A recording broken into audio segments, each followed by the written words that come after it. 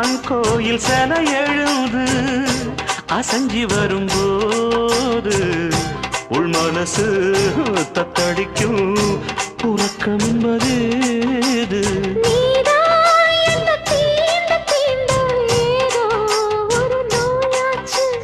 நான் தான் உன்னை சீண்டி சீண்டி பார்த்து ரொம்ப நாளாச்சு. கொஞ்சம் இடம் கொடுத்த பச்சை கொடி பிடிச்சா எத்தனையோ வித்தைகளை இப்பவே நீ காட்டிடுவே.